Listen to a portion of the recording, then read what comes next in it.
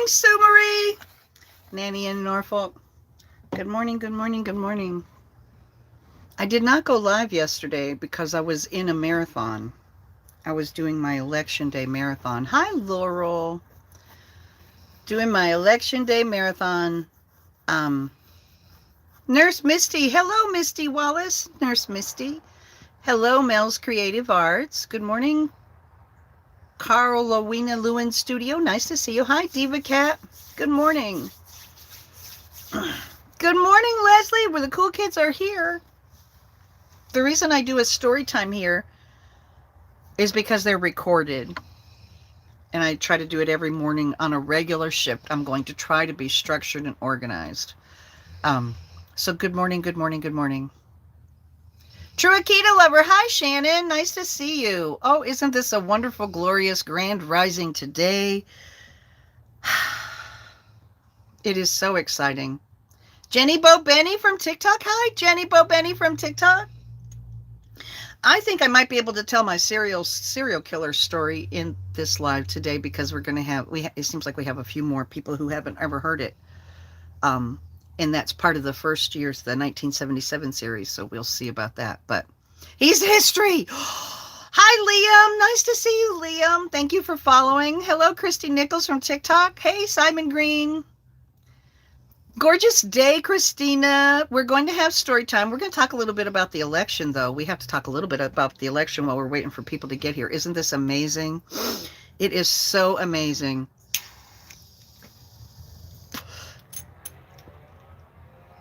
Georgia is starting to turn blue, Liam. Oh, my God, that's wonderful. That is wonderful. As soon as their Secretary of State gets in, I think they're going to tell us. I think they're going to dump a whole bunch of votes as soon as the Secretary of State gets in. And she's going to tell us, woohoo, Georgia, Black America, 2020 is the year that Black Americans and Americans of color saved democracy. You really did. You just saved democracy. And I love the fact that Atlanta is the last place getting counted. Atlanta is the last place getting counted. You've been watching me so long, your phone got hot? Oh, no. Bye-bye, Mr. Donald Trump. Bye-bye. Black Lives Matter, honey. Native people. Well, that's why I changed it to people of color, Americans of color. Not just Black America. Americans of color just saved democracy. People of color in America saved democracy. You absolutely did. That's the damn truth. Not going to take it anymore. But see, Black America could have voted. Well, no, they're not stupid. They wouldn't have voted. I was going to say they could have voted for Kanye. No, they're not stupid. That's an insult that Donald Trump thought if I can get Kanye to run, he'll pull all the votes because they're all stupid, right? It's disgusting. We've had enough. Hi, Substance62 from TikTok. Hi, thank you all for joining me. People of color, the minorities, the oppressed people of America, who typically, a lot of them don't typically feel like their voices count. So they don't bother voting. They all voted. And let me tell you something. They saved democracy.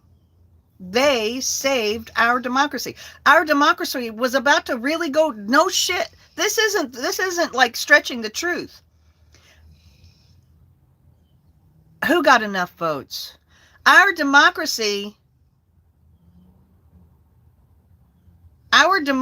was really about to go down the toilet. It really was. That's not a joke. That's a fact. Our democracy, hi Jacob, our democracy was going to go down the shitter. And people of color and minorities saved this democracy. They saved this democracy. No hope on Georgia without Black American. That's right. That's right. That is absolutely right. Flint, Michigan. Flint, Michigan, the place that has been shit on the most by this country, got rid of this oppressor and couldn't flip Arizona without the Latinos. You couldn't flip any of us. Any of this wouldn't have happened without the minority vote. Everyone who voted saved democracy, but I'm going to tell you that the minorities could have voted where they wanted. They didn't have to vote for Joe Biden. How we've treated them, you know, the majority white people over here voting for Joe Biden would have suffered along with the minorities if the minorities hadn't sided on our side. I mean, yes, it was the right side, but still, we need to recognize that. I think it's real fucking important that we remember that. And they remember it too. Everybody, you know, I mean, I can't say enough about it because they don't get a fair shake. I'm going to stop preaching. Let's just stop preaching. I shouldn't have taken a hit. I took a hit and then I started preaching. I'm sorry. No more preaching. That's what happens when you come to YouTube. I start smoking and then I start preaching. The Hispanics that voted for Trump just baffles me why. No, here, I'll explain that to you, Elvira Chavez. I know why the Hispanics voted for Trump. I'm about to explain to you this phenomenon because I'm from Texas and I've seen it happen. I have seen it happen. So, these Hispanics that voted, you're Hispanic, but you're not a person of color. Okay, so yes, everybody, okay, got it. So undocumented immigrants come from Mexico and other parts of the country too, okay, other parts of the world. I am specifically using someone that's from Puerto Rico as an example. I know someone from Puerto Rico who lives in Houston and has a pretty decent handyman type business going on. He repairs stucco and does construction, builds fences, a handyman type business, and he's from Puerto Rico. And there's Cuban Americans too. I know. I'm just trying to use this as an example. So he comes and he's the minority, and he's trying to build a business, and he feels left out and pushed aside by these white rednecks around Houston. All right. So he has to work harder and longer and fight harder and try to kiss their ass to fit in. And eventually he works hard enough and long enough and around him enough that they invite him into the fold. Now he's as good as they are. They're inviting him to their cookouts. They're inviting him over to meet the wife and kids. He's living in their neighborhoods. They are all joining together as buddies. He forgets how he was treated as a kid because he's a person of color. And he begins to take on the mentality of the inferior white racists that invited him into the fold. And that's exactly why these people who come from other countries and know what it's like forget about that, because they become like the people that they were oppressed by. It's like they get this warm feeling. I'm one of them now. I'm better than you are. Now they are better than someone. And they hold on to that I'm better than you because if without it, they feel insecure. If I'm not better than you, then I must be like you. And that would be so bad. So I must be better, and so that's where that's the reason that Latinos vote, because they take on the they take on the mentality, and they love the camaraderie. I finally made my way into this circle. I have white friends. Of course, I'm going to side with them because I don't want to lose my shit just like they don't want to lose their shit. We don't want your ass. Keep your stinky ass back in that country. We're cool now. It's, I see it. They can't see it. Yeah, there's no way he can win. There is absolutely no way he can win now. She might as well give it up. I can't believe they're trying to break into Fox News with guns and shit saying that they're traitors. Because Fox News is reporting the truth. You're traitors.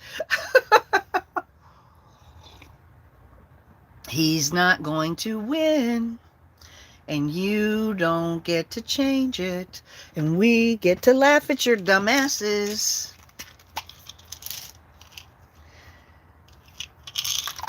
It's really bad. So who wants story time? This is really about story time, right? Anyway, story time. So for the people who are new to story time, okay, bye Diva Cat. Thanks for coming over. Do we want to hear the serial killer story again so that I can get it recorded? And I'll just make this one be the title of this serial killer. Please explain what? The mentality of Southerners, right? What do you want me to explain, Jenny? Yeah.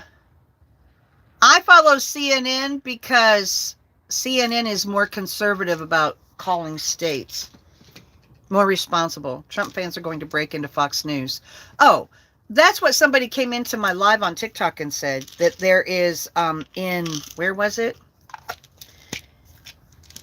People got armed militia were trying to surrounding Fox News, trying to break in, calling Fox News traitors. Saying that Fox News is traitors. Okay, story time. So this story time series is in 1977, I had a series of really serious shit. I do not remember how many pills I've got from where.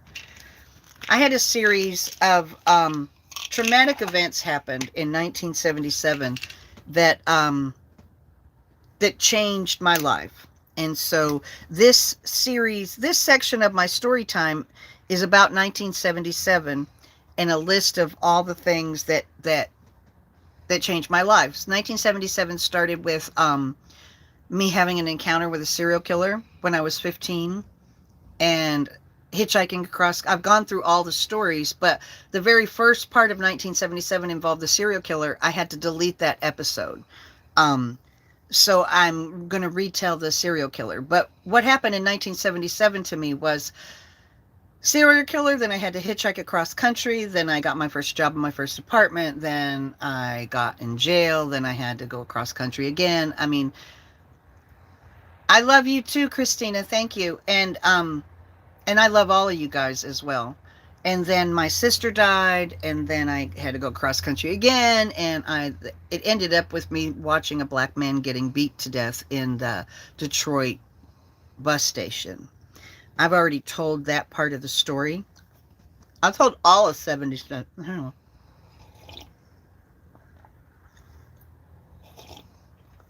I've told all of 1977, but I'm going to retell the serial killer. So if you're interested in the rest of 1977, you can go into the playlist on my YouTube, Storytime, and see the ones titled 1977.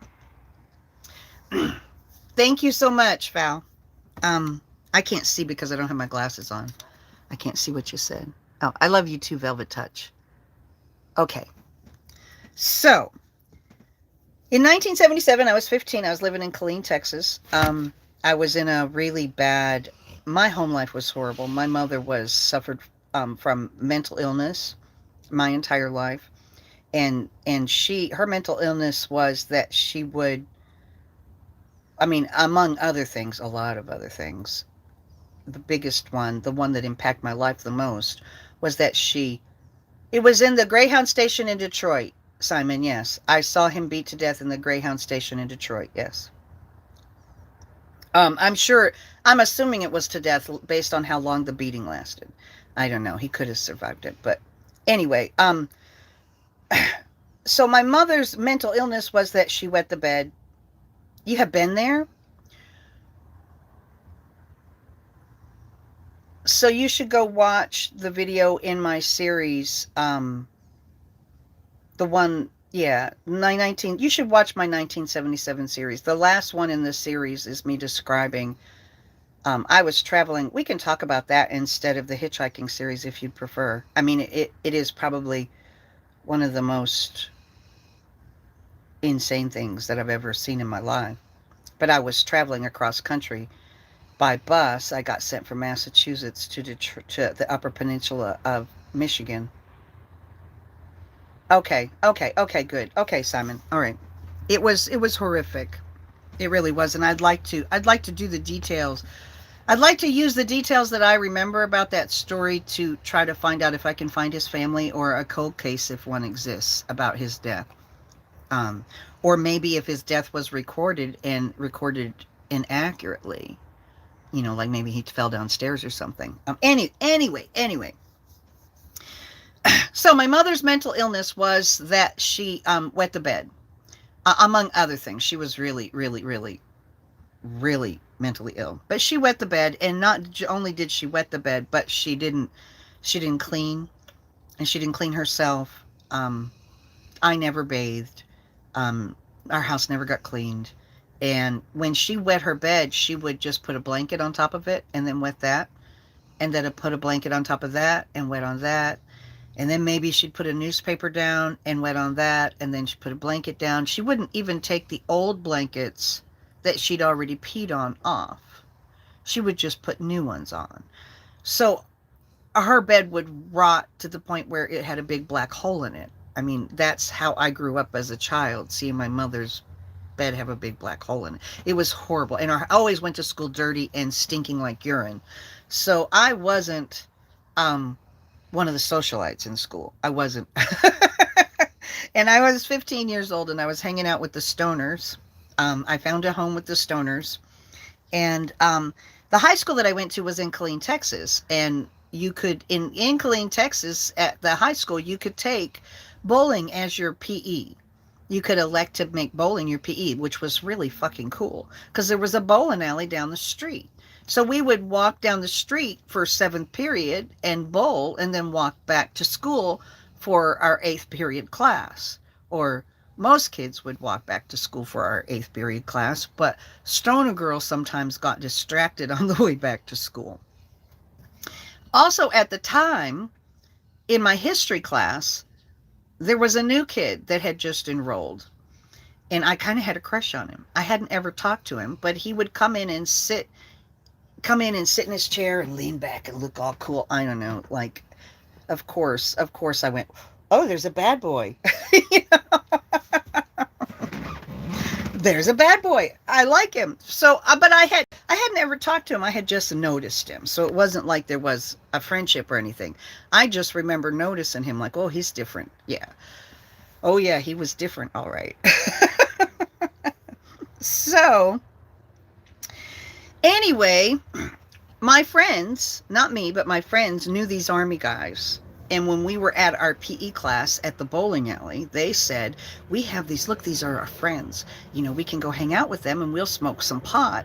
And then they'll give us a ride home when it's time to go home from school. I was like, okay, yeah, sure, I'll go with you. So we would go with these Army guys. They had one of those conversion vans, like a white conversion van that had a teardrop window in the back. We would go out and hang out with these Army guys and smoke a joint in the parking lot. And one day they said, why don't you come over to our house? So we went over to their house only twice. Only twice did we go to their house. But here's the thing. We would not go back to school for our 8th period. And then after 8th period, after school was over, the Army guys would just give us a ride home. It only happened 2 or 3 times. But the last time that it happened 2 or 3 times in a week. Okay, so it wasn't like we were doing it for months. It was like 2 or 3 times in the same week. And the last time I went with them, I was sitting in a chair in between the living room and the dining room, and in walks into the living room, which was to my left. Everybody was to the right in the kitchen talking, and I was sitting in a chair, and into the living room door walks this kid from my history class that I had noticed. And he sits down in a chair, kind of catty-cordy across from me, looking at me. And he has this knife. It is freaking huge. It's not a machete, but it's a real thick, heavy-duty hunting knife, like a Bowie knife, He pulls out this huge knife. And he looks at me, and I'm looking at him. Then he takes this knife, and he throws it, whop, sticks it in the floor, and then he stares at me the whole time he's reaching down to pick it up. picks it up and looks back at me again. And throws it at the floor and looks at me. Bends down and picks it up. And I'm watching him do that, and I really wasn't alarmed because, I had brothers who threw knives in the floor. It's just something boys do. I tried to do it once and stuck the fucking knife in my foot, so I wasn't going to do it, but I wasn't alarmed. And the Army guys that I had come with, and the girls and the Army guys were talking in the kitchen. They saw him, and they said, "Okay, come on, guys, it's time to go. We'll take you home." So we left in the van. He didn't come with us. We go home and he drops us off at the school bus stop, dropped me off at my bus stop, and I walk home, and everything is normal. And the next day was Saturday, and I'm sitting in the living room, Saturday or Sunday over the weekend. I don't remember for sure.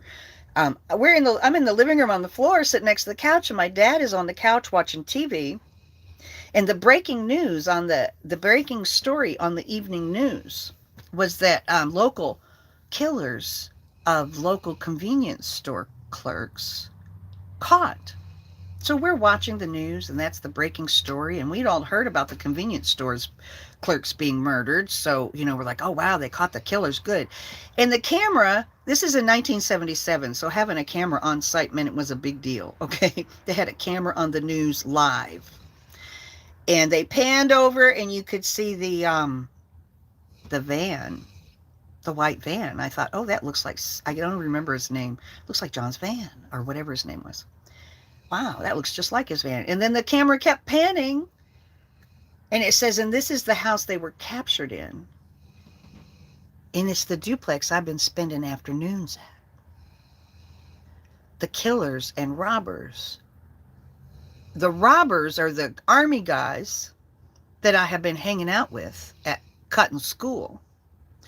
And the murderer is the high school guy that I had a crush on that was throwing that knife on the floor. When he was throwing that knife on the floor, he had already killed one person with it. And then they went out and killed another one that night. And I was sitting across from him cutting school in his fucking living room, and I was 15. I'm watching the news, and I'm like, Dad, we need to talk. We need to talk. Yeah.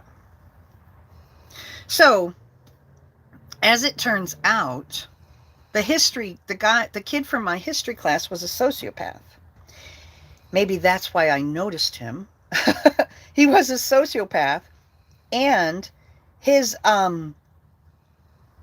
he had been sent to Texas because he was getting into so much trouble up north where he was from. And his brother was one of the Army guys.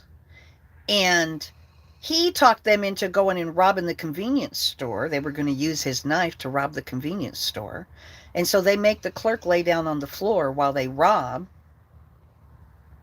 And then as the Army guys are walking out with their cigarettes and their $5 or $10 they got out of the cash register, they turn around and look back, and the kid from my history class was sitting on the back of the clerk, stabbing him in the back repeatedly. He was 17, and he was found guilty of killing 2 people in that week. In that week where I was at his house, he had killed 2 people, and they were on their way to kill a third. He's not in the registry as a serial killer only because he didn't get to kill the third. But he had absolutely no feeling or remorse for other people. He just wanted to kill them. And when he was sitting there throwing that knife into the floor and looking at me, I have to wonder if he was hoping or thinking he could kill me, or that he wanted to kill me, or what the fuck, seriously, holy cow. So I told my parents, and they freaked out. All of my friends ended up having to testify in that murder trial, but my parents' idea to keep me from having to testify in a murder trial was to send me to Norfolk, Virginia to live with my sister. Send the stoner kid who grew up in small town Texas, who's already a stoner kid. Yeah, send her to a big city to go to high school. That's the answer. Anyway, so that is my story about the serial killer. His name is Bernard Ferguson. If you Google Bernard Ferguson, Killeen, 19 or Texas, just say Texas murder Bernard Ferguson. You can read at least one PDF of him describing his crime in his own words, because he defended himself in an appeal that he filed, and he describes the crime in his own words. It's really disgusting. He was in prison in Texas. He got the death penalty. He was like one of the first people to get the death penalty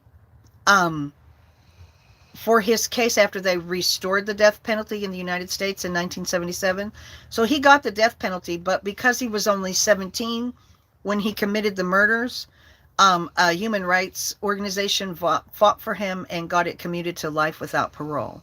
But if you Google Bernard Ferguson, you will also see that he died in May in Texas in prison of COVID-19.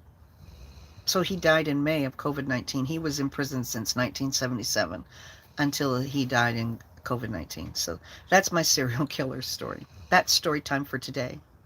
That is what he gets. He got to live in prison for the rest of his life. You know, which really, yeah, a horrible death to COVID. That's right. A horrible death to COVID. A horrible death to COVID.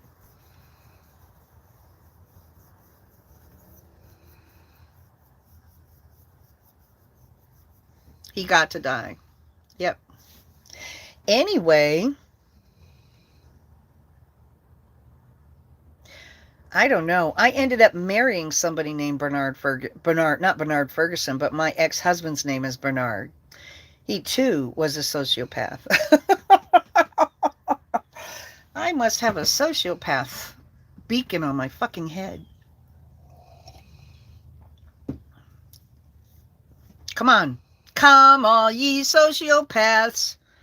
Hang out with the butter hag. Somebody say something. Story time is over. Maybe my light is so big they just want to steal it. Maybe.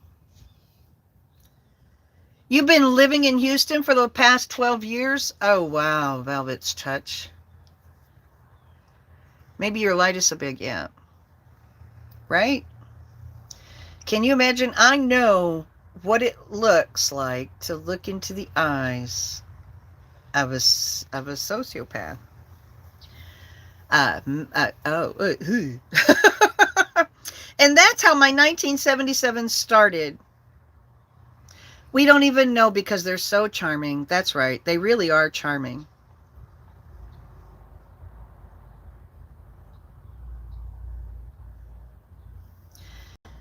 They really are so charming.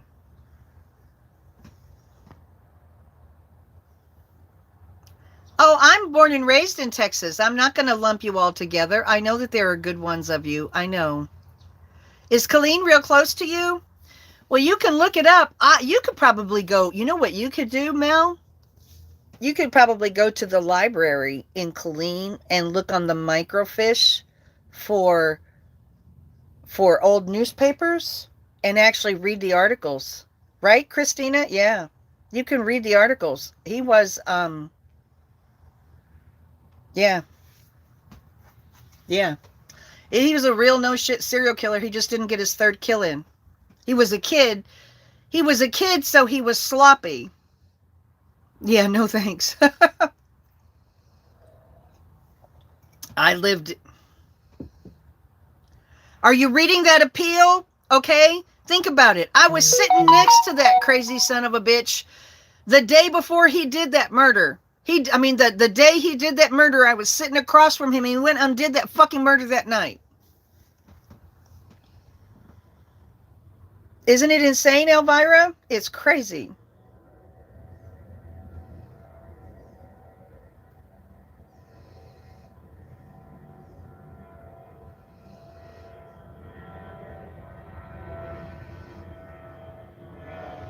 Right? Right, Elvira? Right. Thank you, Christina. Yeah,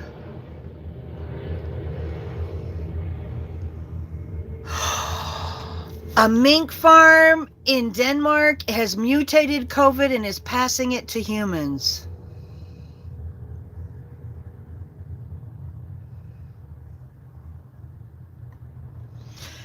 Right. Oh, you toured Huntsville prisons? Oh my God, right? Velvet's Touch? Did you see the mink farm? No, I did not. That's crazy. He took $28 in cash, right? $28 in cash.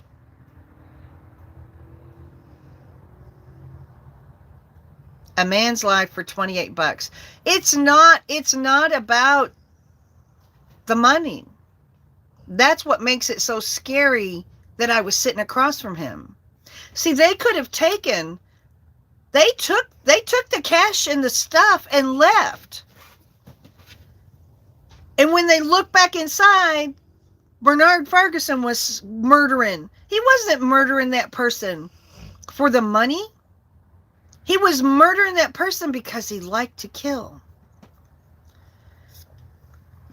Thank you, Christina. I appreciate that. He did it for, right? He murdered that person because he liked killing. When I first got on TikTok, I started thinking I could tell my Bernard Ferguson story. You know, my 1977 story. It should be, my 1977 could be its own book, you know? It could be its own book. Not a chapter, but a book. But I started looking him up to include, you know, screen snaps of the story and all of that, you know, information about him in my 60-second video. I ended up not doing a 60-second video about him. But that's the reason I looked him up and found out he died of COVID in May. It was crazy. What's the most shocking experience of my life? Oh God, there's been so many. Seeing that black men killed or beat to death in Detroit was bad. And seeing the damage done to the Pentagon on 9/11 was really bad. Honey, listen, let me tell you something, Kimberly Rose. Yeah. It was denied. He did that October 18th, 1978. He did that appeal. Yeah. Lost his life brutally. And think about who was it? He was on the phone with his wife or one of his family members, and they heard him dying. He got back up and picked up the phone after Bernard left and said something to his family member and then finished dying. We'll know about Georgia at 11 p.m. tonight or a.m. 11 a.m.? I hope it's not a.m. I hope it's not p.m. All the votes should be updated by 11 p.m. or a.m. I really should. She said Trump 2020. Kimberly Rose said Trump 2020. I have to tell you something, honey. 2020 is almost over, and he is not going to our president. 11 a.m. Okay, good. I need to, yeah. I need to get my situation straightened out first. Kimberly Rose is saying Trump 2020. I guess she hasn't been watching the news, right?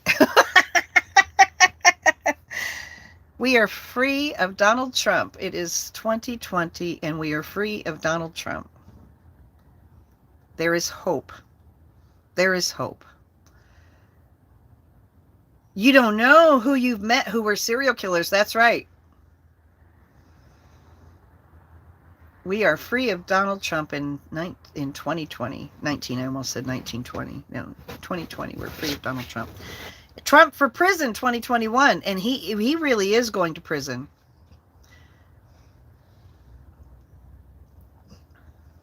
Trump lost, honey. Don't come in here and say Trump 2020. Trump lost. Trump lost, fool. Don't make a fool of yourself. Holy cow. This is a grand day. This is a wonderful day. Lovely day. Lovely day. Lovely day. Lovely day. Lovely day. I'm going to stop singing. I remember that I sound really bad when I sing.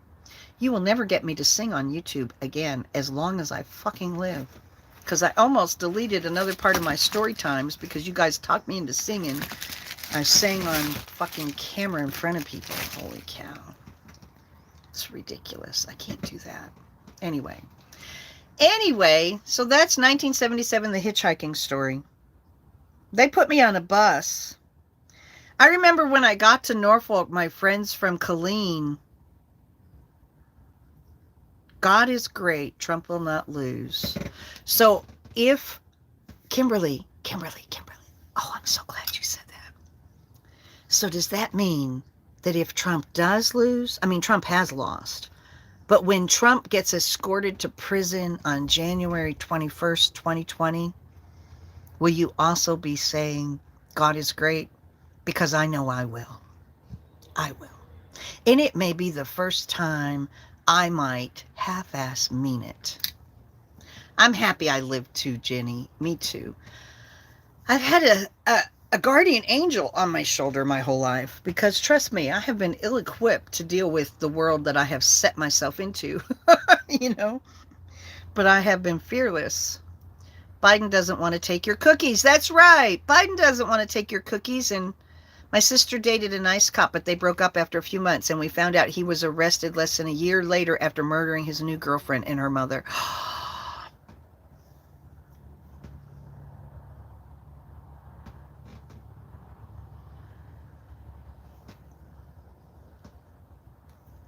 Yeah, that would make you doubt your judgment a little bit, wouldn't it? Actually, well, she broke up. Was she upset when they broke up? No one's going to take our guns. That's right. Calm down. Nobody's coming for your guns. God has nothing to do with votes. I had such a similar to your story on so many levels. You have given you strength and hope today, and I have peace. Oh, Christina, thank you so much. On so many levels. Well, we all deserve love and acceptance. It really is sick. We're not going to take your guns. Yeah. But you know what? Yeah. Donald Trump lost. I got to refill my coffee cup. They put me on a bus and sent me to Norfolk, Virginia. And I was a little hellion. He was arrogant and she didn't like his behavior. Yeah. He was arrogant and she didn't like his behavior. Well, I'm glad that she left him. I'm glad he didn't kill her. Holy cow. His new girlfriend and her mother. Boy, oh boy, she's got a guardian angel too then. That is insane. Anyway, he just wants to make it harder for the mentally ill to get guns. People like my brother that used it to take his life. Right, Schley? Mentally ill shouldn't have guns. You know, I mean, we should do more of a background check on people before they get guns. We should be more thoughtful about letting someone have a gun. I agree. We should not take everyone's guns away. We should make sure that the people who do have the guns are actually really psychologically stable enough to be trusted with them. And I have more faith once Trump is gone and President Biden and Vice President. Me too, Christina. Vice President Harris, President Biden. Democracy has been saved. Now we get to sit back and watch the Republican Party fall. They won't recover. They won't recover. We're not taking people's guns. That's right. We don't want to take anybody's guns. I don't think we could. There's too many out there. Right? I mean, I don't think you should be going to a Walmart and get a damn gun. I mean, without having a background check. You should have to have I agree 100%. Anyway, I'm happy. We have a weight of the world off of our shoulders, and I came over here and did my duty to God and YouTube and did my story time so we can go back to TikTok. Her brother took his own life. I know. What are we going to do, right? Drive around and ask, give us our guns back. Although, I have to tell you that the militia in Arizona is scary. It's scarier than Texas. Because there is all this free public land in Arizona where these militia can go hold up and hide. And you hear them. I've been out there in my bus. You hear them. They attach machine guns to the back of their Jeeps and drive along the foothills of the mountain, firing bullets into the side all night long. Pop, pop, pop, pop, pop, pop. You hear them all night long firing their guns. All night long in Arizona, in the desert. I'm so sorry, Schley. So sorry for your loss. I've lost a couple of people to suicide. It's horrible. My ex-husband committed suicide so that our daughter would find him.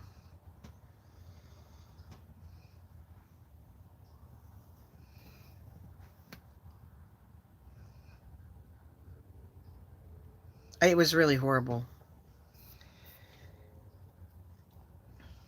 Anyway. All right, you guys, let's get off of here. And I'm going to stop the recording so that it's not too long since we're just chit-chatting. And we can meet back over on TikTok. I'll go live on TikTok for a little while again.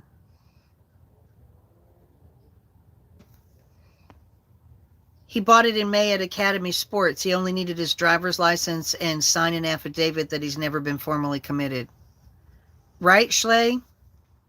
Academy Sports. He only needed his driver's license.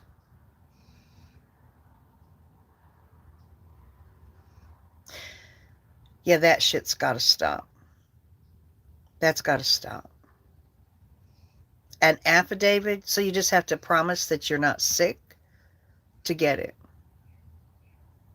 Oklahoma. I'm so sorry, honey. No background check at all. Just sign a paper saying you've never been committed.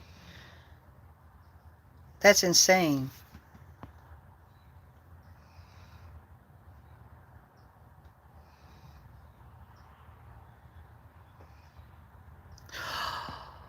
You had a boy you went to school with ask you out and you turned him down. He picked up a 15-year-old girl who was walking down your street and murdered her within an hour and dumped her body 5 minutes from your house. Oh my God. Oh my God. You have good instincts. You have really good instincts. I wonder if the reason I noticed him is because maybe I have a sociopath meter. Maybe I noticed him because he's a sociopath. Because mine, as soon as he got to school and started coming into my class, I was like, zing. I can't tell you anything about any other guy I went to school with at that school. But I noticed him. All right. I'll see you guys on TikTok. I love you guys. Thanks for sharing that story, both of you guys. Oh my God. I'm so sorry about your brother. It's our empathetic ability. I think so, Schley. I really do. Because, man, as soon as it was like I had to turn my head to the back to look at him. You know, he caught my attention. Maybe it's not that I had a crush on him. Maybe it's my meter.